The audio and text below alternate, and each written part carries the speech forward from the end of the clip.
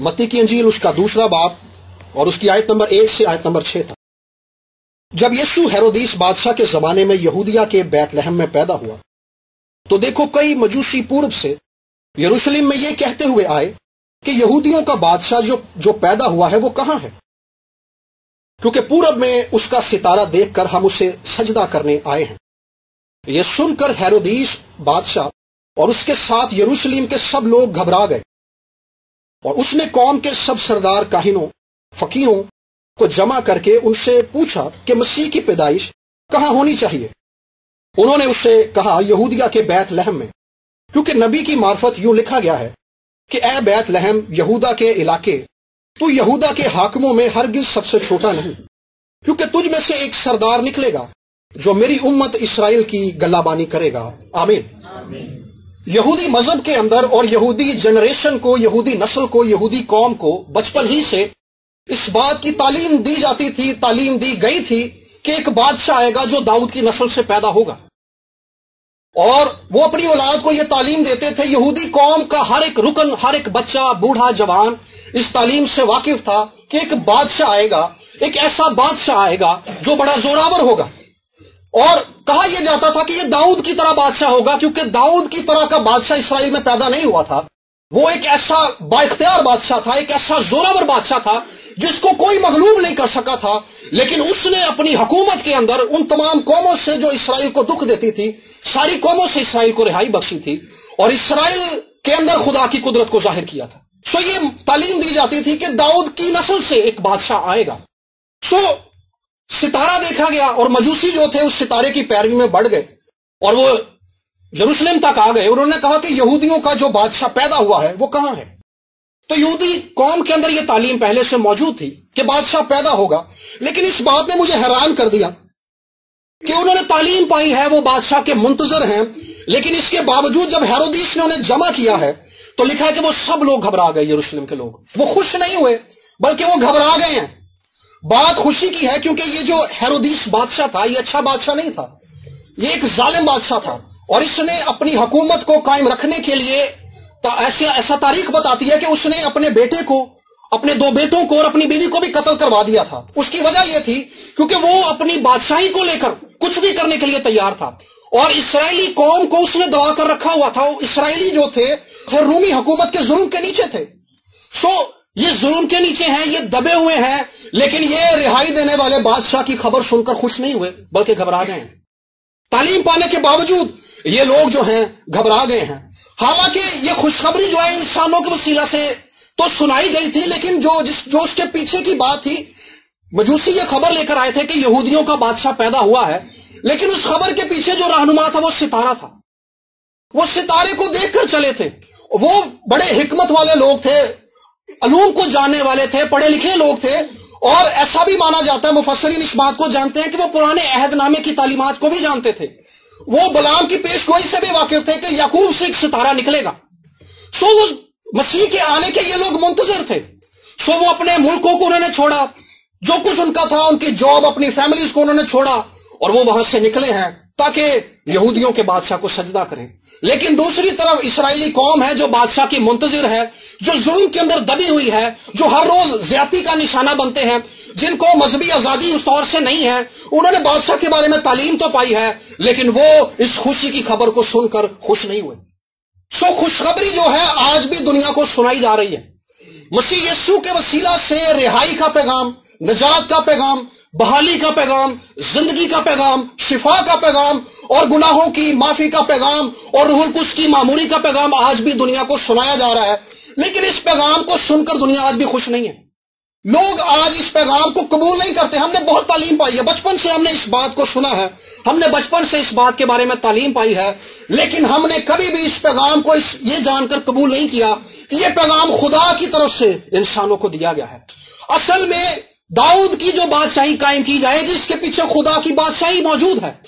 आसमान की तरफ से, आसमान के खुदा की तरफ से, लश्करों के रब की तरफ से इंसानों को यह खुशखबरी सुनाई जा रही है कि एक रिहाई देने वाली बादशाही जमीन पर कायम की जाएगी। सो हमारे मसाइल तो बहुत दुख देने वाले हैं, हालात हमारे खराब हैं, परेशानियों ने हमारी जिंदगी में सर उठाया हुआ है और हम अपने हालात से बेकरार और मजबूर हैं, ذہنی طور پر ڈپریس رہتے ہیں، لیکن ہم نے کبھی بھی اس خوشخبری کے پیغام کے جلال پر غور نہیں کیا کہ یہ خوشخبری جو رہائی کی خوشخبری ہمیں سنائی جا رہی ہے، یہ خدا کی طرف سے سنائی جا رہی ہے۔ اگر انسانوں کی طرف سے کوئی پیغام سنایا جائے تو وہ غلط ہو سکتا ہے، اس میں کمزوری ہو سکتی ہے، لیکن کوئی بھی فرمان، کوئی بھی آرڈر جو بادشاہی یا حکومت کی طرف سے جاری کیا جاتا ہے، اس کے پیچھے بادشاہی اور حکومت اور سرکار کی ساری ایفرٹ اور سارا زور اور سارا اختیار شامل ہوتا ہے۔ گورنمنٹ کی طرف سے اعلان کیا گیا کہ بھئی کوئی بھی جو بندہ ہیلمٹ کے بغیر موٹر سائیکل نہیں چلائے گا، اگر کوئی چلائے گا تو اسے جرمانہ کیا جائے گا۔ اس قسم کے بہت سارے قوانین ہیں ہمارے ملک میں۔ اگر کوئی اس لاء کو توڑتا ہے تو گورنمنٹ اس کے خلاف ایکشن لیتی ہے۔ وجہ کیا ہے کہ اس آرڈر کے پیچھے، اس پیغام کے پیچھے، اس اعلان کے پیچھے حکومت پاکستان موجود ہے۔ سو انسانوں کی رہائی، انسانوں کی مخلصی، انسانوں کی نجات کے پیچھے خدا کی بادشاہی موجود ہے۔ کیسے ممکن ہے کہ جب انسان کو یہ پیغام سنایا جائے تو انسان کی زندگی میں رہائی نہ آئے؟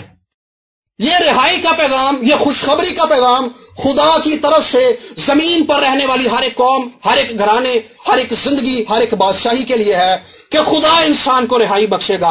خدا نے انسان پر نظر کر کے اس کو اس تلچھٹ سے جو قید، گمراہی اور گناہ اور مجبوری اور پریشانیوں کی ہے، خدا خود ان سے رہائی دے گا اپنے بیٹے مسیح کے وسیلہ سے۔ یہ پیغام خدا کی طرف سے ہے، اس کے پیچھے خدا کا زور اور خدا کی قدرت موجود ہے۔ اسرائیلیوں نے تو اس پیغام کو سنا ہے، لیکن انہوں نے اس پر توجہ نہیں کی، بلکہ گھبرا گئے ہیں۔ ہم بھی کئی بار اس پیغام کو سن لیتے ہیں اور ہمیں سمجھ آ جاتی ہے کہ بھئی ہمارے مسائل کا حل تو یہی ہے، لیکن ہم کبھی بھی اپنے آپ کو اس بات پر مائل نہیں کر پاتے، اس بات کے لیے اپنے آپ کو تیار نہیں کر پاتے کہ ہم پورے دل سے اس پیغام کو قبول کریں گے۔ اسی پیغام کو قبول کرنے میں انسان کی بقا ہے۔ خدا نے تو ذریعہ مہیا کر دیا، خدا نے تو فضل کر دیا، خدا نے تو رحم کر کے انسان کی رہائی کے لیے مسیح کو اس دنیا میں بھیج دیا، لیکن اب فیصلہ ہم نے کرنا ہے کہ کیا ہم اسے خوشی سے قبول کریں گے۔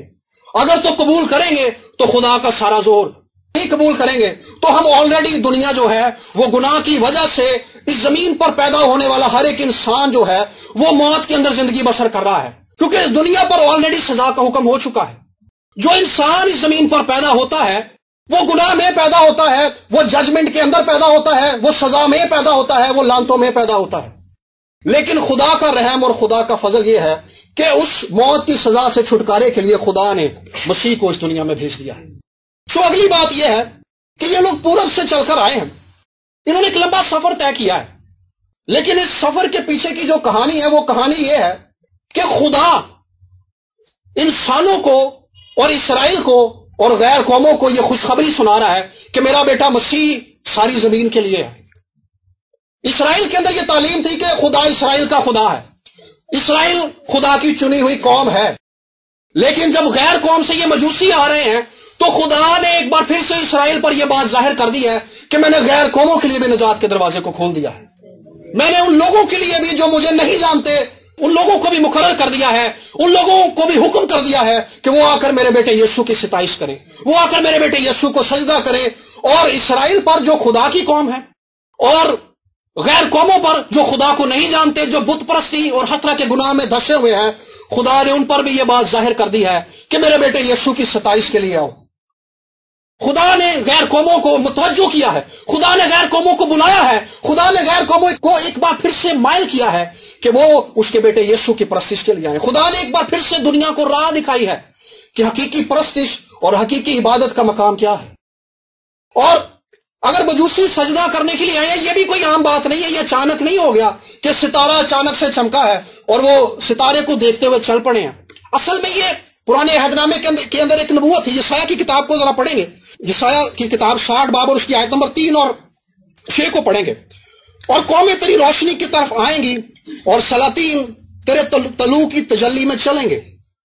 اور 6 آیت کے اندر لکھا ہے کہ اونٹوں کی قطاریں اور مدیان اور ایفا کی سانڈنیاں آ کر تیرے گرد بے شمار ہوں گی، اور وہ سب سبا سے آئیں گے اور سونا اور لبان لائیں گے اور خداوند کی حمد کا اعلان کریں گے۔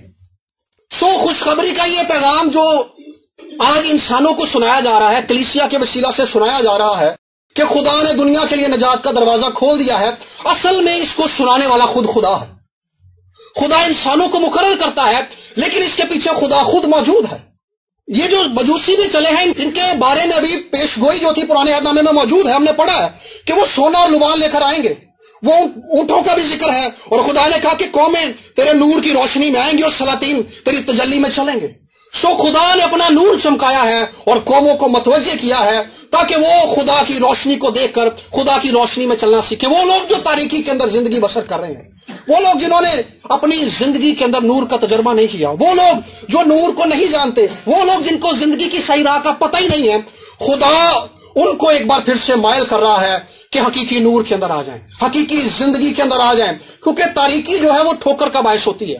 تاریکی کے اندر ہم فیصلہ نہیں کر پاتے کہ ہمارے آگے کیا ہے، تاریکی میں ہمیں راہ دکھائی نہیں دیتی، تاریکی کے اندر ہمیں ٹھوکر کھانے کی گنجائش ہوتی ہے، گر جانے کے اندیشے بڑھ جاتے ہیں، لیکن جب نور ہوتا ہے تو سب کچھ دکھائی دینے لگتا ہے۔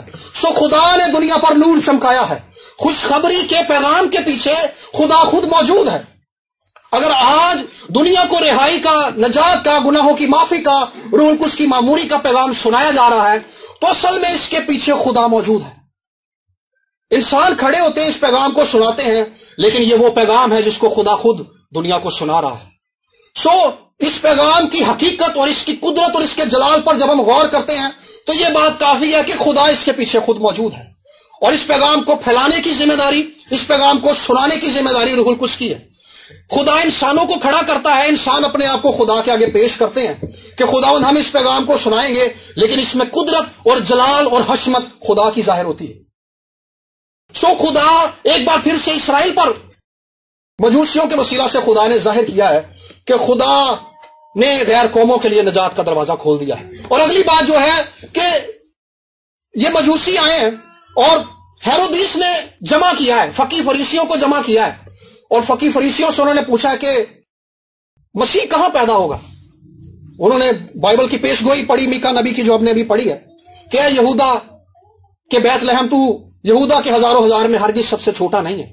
یہ میکا کی پیش گوئی تھی، انہوں نے یہ پڑھی تھی اور پیغام کو جانتے ہیں وہ، لیکن اس کے باوجود جو ہے یہاں پہ انہوں نے، اگر ہم اس چیپٹر کو آگے پڑھیں تو وہاں پہ ہیرودیس جو ہے اس نے اس پیغام کو لوگوں تک پہنچنے نہیں دیا، بلکہ اس نے گڑبڑ کیا۔ اس نے کہا کہ جب تمہیں وہ بادشاہ مل جائے تو مجھے بھی بتانا، میں بھی اسے سجدہ کر لوں گا۔ اور آگے ہم دیکھتے ہیں اس نے بچوں کو قتل کروا دیا، کیونکہ وہ سمجھ گیا تھا کہ اگر یہودیوں کا بادشاہ پیدا ہوگا تو اس کا مطلب ہے کہ میری حکومت ختم ہو جائے گی۔ سو یہاں پہ ایک بڑی خاص بات یہ ہے کہ مسیح کے پیدا ہونے کی خبر سنائی ہے اور خدا اس کی ذمہ داری لے رہا ہے، خدا خود ان نبوتوں کو پورا کر رہا ہے۔ اور بائبل میں اگر ہم غور کریں تو آسمان کے ستاروں کا اختیار اور ان کو کنٹرول کرنا خدا کے ہاتھ میں ہے۔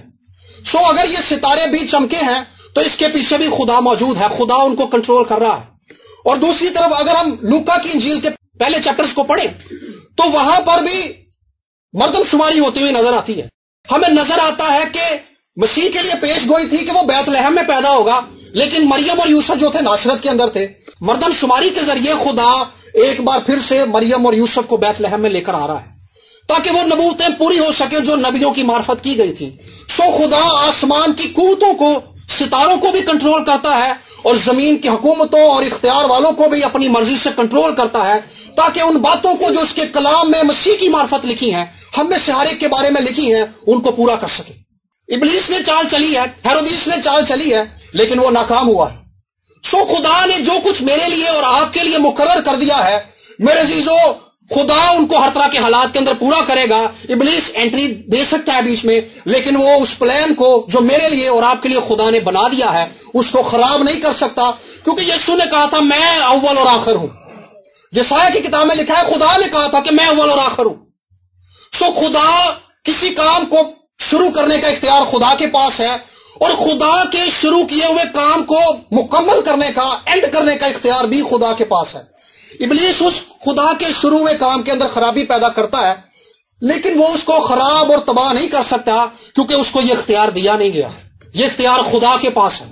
سو خدا نے اپنی بڑی قدرت اور اپنے بڑے زور کے وسیلہ سے آسمان کے ستاروں پر اپنے اختیار کو ظاہر کیا، اپنے قادر مطلق ہونے کو ظاہر کیا، اور زمین کی حکومتوں اور اختیار والوں کے اندر ان نبیوں اور اپنے اس کلام کو پورا کیا کہ مسیح جو ہے بیت لحم میں پیدا ہوگا۔ اور اگر ہم دیکھیں پیدائش کی کتاب سے تو ابلیس جو ہے معاملات کو خراب کرتا ہوا نظر آتا ہے۔ خدا نے جب آدم سے کہا تھا کہ عورت کی نسل سے ایک شخص پیدا ہوگا جو ابلیس کے سر کو کچلے گا اور جو ہے وہ سانپ جو ہے اس کی ایڑی پر کاٹے گا، تو ہم دیکھتے ہیں کہ وہ کس طور سے خرابی پیدا کرتا ہے۔ اس نے آدم حوا کے دونوں بیٹوں کو لڑوا دیا، کیونکہ وہ ابلیس سمجھتا تھا کہ شاید یہی ہیں وہ جو عورت سے پیدا ہوئے ہیں اور یہی میرے سر کو کچلیں گے۔ اور آگے جب ہم بائبل کو پڑھتے ہیں تو آگے ابراہم سامنے آ جاتا ہے۔ خدا ابراہم کے وسیلہ سے ایک ایسا وعدہ کرتا ہے ابراہم کے ساتھ کہ تیرے وسیلہ سے زمین کی سب قومیں برکت پائیں گی، اور خدا ابراہم سے کہتا ہے کہ میں تیری نسل کے وسیلہ سے زمین کی سب قوموں کو برکت دوں گا اور تیرے سلب سے قوم پیدا کروں گا جو میری قوم ہوگی۔ سو خدا نے اپنا پلان پھر سے اور زیادہ کھول کر ابراہم پر ظاہر کیا، اور ہم دیکھتے ہیں کہ خدا نے ابراہم کے وسیلہ سے اسرائیل قوم کو بڑھانا شروع کیا، اسرائیل قوم کو پیدا کرنا شروع کیا، اسرائیلی قوم پر اپنی برکات کو، اپنے فضل کو، اپنے جلال کو ظاہر کرنا شروع کیا۔ لیکن ہم دیکھتے ہیں کہ دوسری طرف جو ہے خدا نے وعدہ کیا ہے کہ اسرائیل تیری نسل سے قوم پیدا ہوگی جو میری قوم ہوگی، میں اسے برکت دوں گا اور اس کے وسیلہ سے زمانے کی سب قومیں برکت پائیں گی۔ تو ابلیس نے کیا کیا ہے؟ اس نے ارد گرد کی قوموں کے اندر ابتری پیدا کرنی شروع کر دی ہے۔ پادری شاہی صاحب ایک بڑی خوبصورت بات کہتے ہیں کہ ابلیس کی حکومت جو ہے وہ ابتری پر قائم ہے، وہ ابتری پر قائم ہے۔ ابتری سے مراد یہ ہے کہ جہاں پہ حالات ٹھیک نہیں ہیں، جہاں پہ خرابیاں ہیں، جنگ و جدل ہے، بغض ہے اور ہر طرح سے معاملات خراب اور چک چک اور بک بک ہے، یہ وہ حالات ہیں، یہ وہ ماحول ہے جس کے اندر ابلیس حکومت کرتا ہے۔ سو ابلیس نے کیا کیا؟ ارد گرد کی قوموں کے اوپر ابتری پیدا پھیلانی شروع کر دی، کیونکہ اس کو پتا چل گیا تھا کہ خدا نے کنعان جو ہے ابراہم کو دینا ہے، ابراہم کی قوم کو دینا ہے، تو اس نے ان قوموں کو مضبوط کرنا شروع کر دیا، ان میں ابتری پھیلانی شروع کر دی، تاکہ کسی طرح سے اس وعدے کو جو ابراہم سے کیا گیا ہے، تاکہ کسی طرح سے اس وعدے کو جس کی روح پیچھے آدم اور حوا پہ موجود ہے اس کو خراب کر سکے۔ لیکن وہ ایسا کر نہیں سکا۔ اس نے ارد گرد کی قوموں کو بھی مضبوط کر دیا تاکہ کنعان میں بسنے والوں کو تباہ کرے۔ لیکن پھر ہم دیکھتے ہیں کہ داؤد پیدا ہوتا ہے۔ وہ قومیں جو مضبوط ہیں، جو ابلیس کے لیے کام کر رہی ہیں، جن کے اندر ابتری اس نے پھیلا رکھی ہے، داؤد ایک ایسا بادشاہ سامنے آتا ہے جس کے وسیلہ سے خدا نے اسرائیل کو ایک بڑی رہائی بخشی۔ اور وہ قومیں جو ملک موعود میں آنے کے بعد بھی اسرائیل کو ستاتی تھی، اسرائیل کے لیے کانٹوں کا باعث تھی، اسرائیل کو دکھ دیتی تھی، ظلم کرتی تھی، داؤد نے آ کر ان ساری قوموں کو کنعان سے باہر نکال دیا۔ اور داؤد ایک ایسا بادشاہ ہے، ایک بڑی خوبصورت پروفیسی ہے اس کے بارے میں یشوع کی کتاب کے اندر، کہ یشوع کہتا ہے کہ جس دن تم ان 7 قوموں کو اسرائیل میں سے نکلتا ہوا دیکھ لو گے، جان لینا کہ خدا تمہارے درمیان میں ہے۔ سو داؤد سامنے آتا ہے، داؤد منظر پر آتا ہے، اور داؤد سے خدا نے کہا کہ جب تو اپنے آگے پتوں پر سرسراہٹ کی آواز سن لے تو جان لینا کہ میں تمہارے آگے چلتا ہوں۔ سو داؤد کے وسیلہ سے خدا ایک بار پھر سے اسرائیل کے اندر لوٹا ہے، خدا ایک بار پھر سے اسرائیل کے اندر آیا ہے، خدا نے ایک بار پھر سے اپنی حضوری کو ظاہر کیا ہے، اور داؤد کے وسیلہ سے خدا نے وہ رہائی اسرائیل کو دلائی ہے جو داؤد سے پہلے اور داؤد کے علاوہ کوئی دلا نہیں سکتا تھا۔ سو ابلیس دیکھیں کس طور سے خرابی پیدا کر رہا ہے، ان قوموں کو اس نے مجبور کیا، ان قوموں کو تیار کیا، لیکن خدا نے ایک رہائی دینے والا داؤد پیدا کیا جس نے ان ظلم کرنے والی قوموں کو شکست دے دی اور خدا کے نام کے جھنڈے کو بلند کیا۔ اور پھر ہم دیکھتے ہیں پھر کیا ہوتا ہے کہ داؤد ایک زوراور بادشاہ کے طور پر ایک خدا کے پلان کو اسرائیل کے اندر قائم کرتا ہے، اور پھر خدا سے وہ التجا کرتا ہے کہ خداوند میں تیرے لیے ایک گھر بنانا چاہتا ہوں۔ اور بائبل میں لکھا ہے کہ اس کی یہ بات خداوند کو بڑی پسند آئی، تو خداوند نے کہا کہ خداوند نے وہاں پہ اس سے ایک عہد باندھا، خداوند نے اس سے عہد باندھا کہ داؤد تو میرے لیے ہیکل نہیں بنائے گا، لیکن مجھے یہ تیری بات پسند آئی ہے۔ خداوند نے اس سے کہا کہ آج کے بعد تیری نسل میں سے تیرے تخت پر بیٹھنے کے لیے آدمیوں کی کمی نہیں ہوگی۔ یعنی اس کا مطلب یہ تھا کہ خدا نے ایک عہد داؤد سے باندھ لیا ہے کہ اب بادشاہی تیرے گھرانے سے نہیں جائے گی، اب سلطنت تیرے گھرانے سے موقوف نہیں ہوگی، جس زوراور بادشاہی کو تو نے قائم کیا ہے وہ چلتی رہے گی اور زوراور ہوتی چلی جائے گی اور تیری بادشاہی زمین پر قائم رہے گی۔ سو ابلیس خرابی پیدا کرنے کے لیے اٹھا ہے، لیکن خدا نے عہد باندھ لیا ہے کہ خدا رہائی دینے والے کو داؤد کی نسل سے پیدا کرے گا۔ ابلیس خرابی پیدا کرنے کے لیے آیا ہے، لیکن خدا نے عہد کو قائم کر دیا ہے۔ اور پھر ہم دیکھتے ہیں کہ خرابی کا سلسلہ شیطان کی طرف سے جاری رہتا ہے، وہ داؤد کی نسل کو بت پرستی کی طرف مائل کرتا ہے، اور اتنی بت پرستی آ جاتی ہے کہ داؤد کی نسل سے بادشاہی ختم ہو جاتی ہے، وہ بابل کی سیری میں چلے جاتے ہیں۔ اور خدا نے ایسا ہونے دیا تاکہ خدا کے وعدے اور خدا کے آئین جو تھے اور خدا کے ارادے اور خدا کی کمال حکمت جس کو انسان اور ابلیس نہیں جان سکتا، وہ زمین پر اور زمانوں پر اور فرشتوں پر اور ابلیس پر اور زمین کے سب رہنے والوں پر ظاہر ہو جائے کہ خدا کس قدر زوراور ہے، خدا کس قدر حکمت والا ہے، اور وہ کس قدر قادر مطلق ہے، اس کے ارادوں کو اور اس کے فیصلوں کو پورا ہونے سے کوئی روک نہیں سکتا۔ خدا نے داؤد کی جنریشن سے، خدا نے داؤد کی نسل سے تو بادشاہی کو ختم کر دیا فزیکلی طور پر، لیکن روحانی طور پر مسیح کو اس کی نسل سے پیدا کر دیا جس کی بادشاہی کا آخر نہ ہوگا۔ اب یہ اٹھا ہے، اب اس نے کسی طور سے اس نے چال چلی ہے، ہیرودیس نے کہا ہے کہ جی 2 سال سے جو چھوٹے بچے ہیں سب کو مروا دیا جائے، لیکن خدا قادر مطلق ہے، خدا اپنے اختیار کو ظاہر کر رہا ہے، خدا اپنی قدرت کو ظاہر کر رہا ہے، اور ایک بار پھر سے ہیرودیس کو اور زمین کے سب رہنے والوں کو بتا رہا ہے کہ میں با اختیار ہوں، میں کنٹرول کرتا ہوں، اور جو چیزیں میرے اختیار کے اندر ہیں انہیں میرے ہاتھ سے کوئی چھین نہیں سکتا۔ میرے عزیزو، جو پلان خدا نے میرے لیے اور آپ کے لیے بنا رکھے ہیں، خدا ہر طرح کے حالات کے اندر انہیں پورا کرے گا۔ اگر لوگ ہمارے خلاف کھڑے ہوں گے، اگر لوگ ہمارے سامنے ہماری مخالفت کریں گے، تو خدا جو قادر مطلق ہے، یقین رکھیے کہ وہ ہر طرح کے لوگوں کو پسپا کرے گا، حکومت اور اختیار والوں کو پسپا کرے گا، اور اپنے نام کو عزت اور جلال دے گا، کیونکہ اس کے فیصلوں کو اور اس کے ارادوں کو پورا ہونے سے اس زمین پر کوئی روک نہیں سکتا۔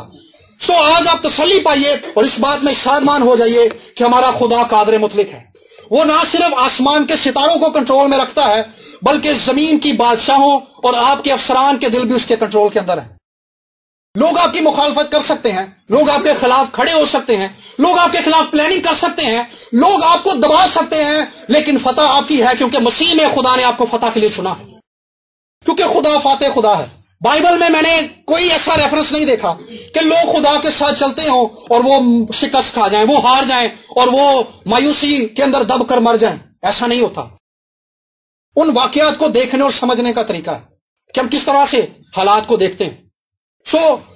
مسیح کے وسیلہ سے خدا زمانے کو یہ خوشخبری سنا رہا ہے کہ خدا اپنے منصوبوں کو اور اپنے ارادوں کو زمین پر پورا کرے گا، اور جو خوشخبری خدا مسیح کے وسیلہ سے دنیا کو دے رہا ہے، خدا اس خوشخبری کی قدرت کو اس زمین پر ظاہر کرے گا۔ اور ایک بڑی خاص بات جو اس واقعے کے اندر ہے کہ یہاں پہ 2 طرح کے لوگ ہیں، ایک اسرائیلی ہیں جن کے پاس بائبل مقدس کی تعلیم ہے، فقی فریسی ہیں، جو مسیح سے واقف ہیں اور مسیح کی بادشاہی کے منتظر ہیں، لیکن وہ مسیح کی گواہی نہیں دے رہے۔ مسیح کے بارے میں انہیں پتا ہے لیکن مسیح کی گواہی نہیں دے رہے۔ دوسری طرف ہیرودیس ہے جس کو مسیح کی گواہی دینے سے پرابلم ہے، وہ گواہی کو روکتا ہے کہ کسی طور سے مسیح کی گواہی کو روک لیا جائے۔ ایماندار ہوتے ہوئے ہر ایک ایماندار پر یہ لازم ہے کہ جو نجات خدا نے ہمیں دی ہے، جس نجات میں خدا نے ہمیں شامل کیا ہے، یہ نجات ایک قرض ہے ہم پر۔ ہم اس کے عوض میں خدا کو کیا کر سکتے ہیں؟ ہم اس کی پرستش اور اس کی عبادت کر سکتے ہیں، اور اس نجات کے پیغام سے مغلوب ہو کر انجیل کی خواہی دوسروں کو دے سکتے ہیں۔ جو کچھ خدا نے ہماری زندگی میں کیا ہے، انجیل کا یہ پیغام، خوشخبری کا یہ پیغام زمین کی ہر ایک قوم کے لیے ہے، اور اس کو سنانا ہر ایک ایماندار پر لازم ہے۔ ہر ایک ایماندار کی ذمہ داری ہے کہ وہ دوسرے اپنے دوستوں کو، رشتہ داروں کو، عزیزوں کو، جہاں پہ ہم کام کرتے ہیں، ان لوگوں کو مسیح کے بارے میں بتائے۔ متی کی انجیل کا جو آغاز ہے وہ اس بات سے ہوتا ہے کہ آؤ دیکھو مسیح پیدا ہو گیا ہے، اور اس انجیل کا جو آخر ہے وہ ایسے ہوتا ہے، جاؤ سب قوموں کو شاگرد بناؤ۔ آغاز یہ ہے آؤ مسیح کو دیکھو، اور اینڈ ہے جاؤ مسیح کے بارے میں بتاؤ۔ سوال یہ ہے کہ کیا ایماندار ہوتے ہوئے ہم اپنی ذمہ داری کو پورا کر رہے ہیں؟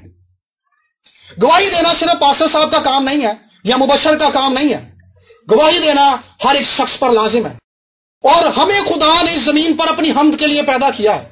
اور اگر ہم رومیو کے خط کے پہلے باب کی 9 آیت کو پڑھیں تو پولوس کہتا ہے کہ میں خدا کی عبادت اس کی خوشخبری کی گواہی دینے سے کرتا ہوں۔ عبادت کا یہ حصہ جس میں ہم گیت گاتے ہیں، پرستش کرتے ہیں، شکر گزاریاں کرتے ہیں، ہدیے دیتے ہیں، یہ تو ہم کر لیتے ہیں، لیکن عبادت کا وہ حصہ جس کو پولوس نے کھولا ہے کہ میں اپنے خدا کی عبادت اس کے بیٹے یسوع کی خوشخبری سنانے سے کرتا ہوں۔ کیا ہم نے یہ کیا؟ اگر نہیں کیا تو میں آج آپ کو اس بات کے لیے ابھارنا چاہوں گا کہ انجیل کی خوشخبری کا گواہ خدا نے ہم میں سے ہر ایک کو بنایا ہے۔ جس نے انجیل کے پیغام کو قبول کیا ہے، انجیل کے بارے میں بیان کرنا اس کی ذمہ داری ہے۔ ایسا بھی نہیں ہے کہ ہم نے بہت اچھے الفاظ کو سننا ہے، اچھے الفاظ کا چناؤ کرنا ہے اور ایک بڑا اچھا آواز تیار کرنا ہے، مسیح کے بارے میں فقط بتانا ہے۔ انجیلوں کو پڑھیں اور اعمال کی کتاب کو پڑھیں تو یہ لوگوں کی گواہیاں ہیں۔ ایک عورت آئی، اس نے پلہ چھوا اور وہ ٹھیک ہو گئی۔ ایک اندھا آیا اور یسوع نے اسے چھوا، اس کی آنکھیں بن گئی۔ کوڑی آیا اور وہ شفا پا گئی، ان لوگوں کی گواہیاں ہیں۔ جو کچھ مسیح نے آپ کی زندگی کے اندر کیا ہے اس کا بیان کرنا، مسیح کی گواہی دینا ہے کہ وہ میرے لیے یہ ہے، اس نے میری زندگی میں یہ کیا ہے، اس نے مجھے نجات دی ہے، اس نے میری دعاؤں کے جواب دیے ہیں۔ میرے بھائی، میرے بہن، جس یسوع نے میرے گناہوں کو معاف کر دیا، جس نے میرے گناہوں کو بخش دیا، جس نے مجھے روح القدس سے معمور کر دیا، وہ آپ کو بھی روح القدس سے معمور کر دے گا۔ ان باتوں کا بیان کیا کیجئے تاکہ زندگیاں مضبوط ہو سکیں۔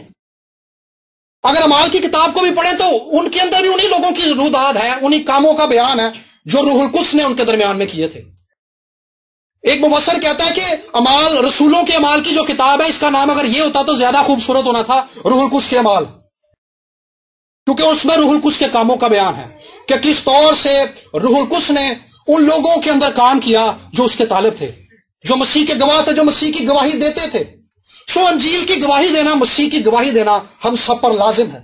سو ہم نے آج اس بات کو چیک کرنا ہے کہ مجوسی تو اتنی دور سے چل کر آ گئے تھے، انہوں نے تو آسمانی ستارے کو دیکھا تھا، ہمیں تو واضح طور پر مسیح کی خوشخبری سنائی گئی ہے، اور ہر اتوار سنائی جاتی ہے، ہر کرسمس پر، ایسٹر پر سنائی جاتی ہے۔ سو کیا ہم اس خوشخبری کا بیان کر رہے ہیں؟ افریقہ کے ایک ملک کے اندر انجیل سنانی بین ہے، تو وہاں کا ایک پاسٹر تھا جس کو انجیل سنانے کی وجہ سے اس کی چرچ گروتھ ہو رہی تھی بہت زیادہ، اور لوگ روح القدس سے معمور ہو رہے تھے، ان کی زندگیوں کے اندر روح القدس کی خدمتوں کا اور روح القدس کی نعمتوں کا ظہور ہو رہا تھا، اور وہ ایک زوراور کلیسیا بنتی چلی جا رہی تھی۔ تو اس ملک کے اندر انجیل سنانی کیونکہ بین تھی، تو وہاں کی جو پولیس تھی انہوں نے اس بندے کو، اس پاسٹر کو پکڑا اور جیل میں ڈال دیا۔ 500 لوگوں کا چرچ تھا وہ، انہوں نے جیل میں ڈال دیا، اور جب وہ بندہ پاسٹر جیل میں ڈال دیا گیا تو اس نے جیل کے لوگوں میں منادی کرنی شروع کر دی، اور ٹھیک 3 مہینے کے بعد 200 لوگوں نے مسیح کو قبول کر لیا۔ انہوں نے دیکھا، پولیس والوں نے، انہوں نے کہا کہ بھئی ہم نے تو اسے مسیح کی گواہی روکنے کے لیے کہ مسیح کی گواہی رک جائے، ہم نے اسے جیل میں بند کیا تھا۔ انہوں نے اس کی جیل بدل دی، اس نے کہا اس نے تو یہاں پہ بھی لوگوں کو مسیح کے بارے میں بتانا شروع کر دیا۔ انہوں نے اس کو ایک اور جیل میں ڈال دیا، اور جب وہ نئی جیل میں گیا اس نے وہاں پہ بھی لوگوں کو مسیح کی گواہی دی، مسیح کے بارے میں بتانا شروع کر دیا۔ وہاں پہ 500 لوگ مسیح پر ایمان لے آئے، اور اب وہ 500 لوگ اس بات کے لیے تیار تھے کہ وہ آگے لوگوں کو مسیح کا پیغام سنائیں گے۔ اور وہاں پہ کیا ہوا، اس جیل کے اندر ایک چرچ بن گیا۔ اب گورنمنٹ اس بات سے بھی پریشان تھی کہ یار 200 وہاں پہ، 500 یہاں پہ، 700 بندے کو مسیح کے پاس لے آیا یہ بندہ۔ انہوں نے اس کو تہہ خانوں کے اندر بند کر دیا جہاں پہ صرف وہی تھا۔ لیکن اس دوران وہ خادم بتاتا ہے کہ میں شدید اذیت اور ذہنی بوجھ کے اندر تھا، لیکن کلیسیا میرے پیچھے دعا کر رہی تھی۔ اور ایک بات ایک خادم کی مجھے بڑی خوبصورت لگتی ہے، بڑی پسند ہے، اور یہ ہمیشہ مجھے ہلا کے رکھ دیتی ہے۔ وہ کہتا ہے کہ they stoned Stephen but they could not stop his message۔ انہوں نے اسٹیفنس کو تو سنسار کر دیا تھا، لیکن وہ پیغام جو جلتا ہوا اسٹیفنس کے اندر تھا، وہ ہیرودیس اور یہودی اس پیغام کو روک نہیں سکے تھے۔ انجیل کے پیغام کا جلال اور قدرت اس زمین پر ظاہر ہوگی، حکومت والے، اختیار والے، اظہار ثانیہ اس پیغام کو بڑھنے سے روک نہیں سکتی، ہم میں سے ہر ایک کو بڑھنے سے روک نہیں سکتی۔ ہمیں ابلیس دبا سکتا ہے، ہراساں کر سکتا ہے، ذہنی پریشر کے اندر لے جا سکتا ہے، ظلم برپا ہو سکتا ہے، پیسے کی کمی آ سکتی ہے، لیکن یہ زندہ پیغام ہے، یہ رک نہیں سکتا، کیونکہ اس کے پیچھے خدا کی بات صحیح موجود ہے۔ سو اس پاسٹر کو جیل سے بھی، اس کوٹڑی سے بھی نکال لیا گیا، یہ کہہ کر انہوں نے کہا کہ بھائی ہم اسے روک نہیں سکتے، کیونکہ یہ جہاں جاتا ہے انجیل کی گواہی دیتا ہے، بہتر تھا کہ یہ اپنے چرچ میں رہتا تو اپنے چرچ میں ہی کام کرتا، وہاں پہ کم سے کم یہ اپنے چرچ کے اندر ہی خدمت کر رہا تھا۔ تو لیکن اس کے جیل میں جانے سے، جو میں نے بات پہلے کی کہ ایماندار کو کوئی روک نہیں سکتا، ایماندار شکست خوردہ نہیں ہوتا، وہ جیل میں تو گیا، بظاہر تو وہ ذہنی اذیت اور قید کے اندر چلا گیا، لیکن اس نے 700 ایسے لوگوں کو تیار کر دیا تھا جو آگے انجیل پھیلانے کے لیے کام کرتے تھے۔ میں آج آپ کو اس بات کے لیے ابھاروں گا کہ انجیل کا وہ پیغام جو ہم نے سنا ہے، اس کو سنانے والا خدا ہے۔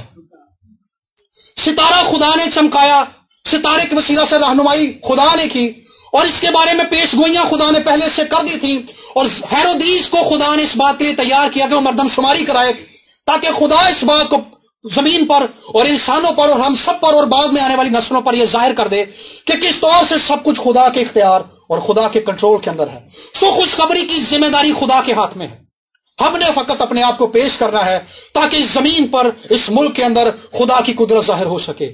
انجیل کا یہ پیغام ایک ایسا جلتا ہوا پیغام ہے جو رک نہیں سکتا، جو اپنے آپ کے اندر قدرت ہے۔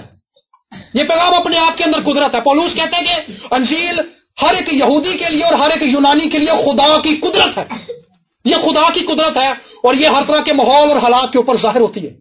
जब भी अंजील सुनाई जाएगी, हो नहीं सकता कि अंजील की कुदरत और खुदा का जलाल इसके पीछे जाहिर ना हो। मैं आज आपको इस बात के लिए उभारूंगा कि आप खुदा के मिशन में शामिल होइए, रूहुल कुद्स के मिशन में शामिल होइए। गवाही देना रूहुल कुद्स का काम है, लेकिन हमने फकत खड़े होना है। तैयारी और अल्फाज और ख्यालात हमें खुदा ने देने हैं, हमने सिर्फ खड़े होना है और इसके वसीला से खुदा ही हमें तैयार करेगा। आइए आंखों को बंद करेंगे और इस क्रिसमस पर मैं चाहूंगा कि हम सब आज इस बात के लिए तैयार हों। हम अच्छे कपड़े भी लेंगे, हम केक भी काटेंगे, हम घर को भी डेकोरेट करेंगे, हम लोगों को गिफ्ट्स भी देंगे। ये अच्छी बात है कि हम क्रिसमस के अंदर इन चीजों की रवायत डालते हैं ताकि हमारी नस्ल जो है वो इस बात को जान सके कि क्रिसमस की अहमियत क्या है। लेकिन इसके साथ ही साथ ये बात भी बड़ी अहम है कि हमने खुशखबरी का पैगाम दूसरों तक पहुंचाना है, क्योंकि ये खुशखबरी खुदा से सादिर हुई है, ये जमानों के लिए है। और पतरस कहता है कि खुशखबरी के इस पैगाम पर, इस अंजील के भेद पर आसमान के फरिश्ते भी नजर करने के मुंतजर हैं। ये एक ऐसा कुदरत वाला भेद है।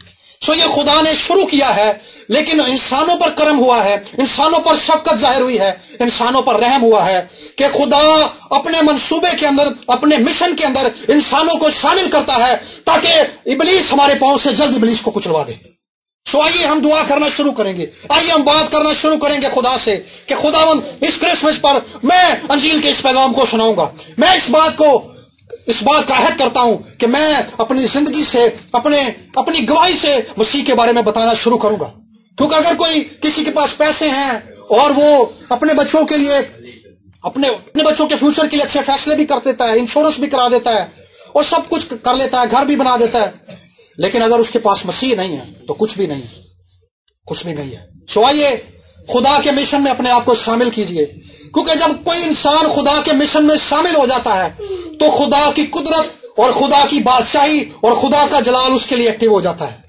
हो नहीं सकता कि आप खुदा के लिए काम करें और खुदा आपको महरूम रखे। कोई आपको दबा नहीं सकता, कोई आपको महरूम नहीं रख सकता। और ऐसा भी नहीं है कि अगर आप खुदा का काम करने के लिए उठेंगे लोग आपको दबाएंगे, लोग आपको एक तरफ करेंगे। कोई दबा नहीं सकता, क्योंकि यह पैगाम इस कदर जोरावर है कि ना इंसान इसे दबा सकते हैं, ना इबलीस इसे दबा सकता है, ना हुकूमतें इसे दबा सकती हैं, क्योंकि इसके पीछे खुदा बादशाह मौजूद है, खुदा की बादशाही और इख्तियार मौजूद है।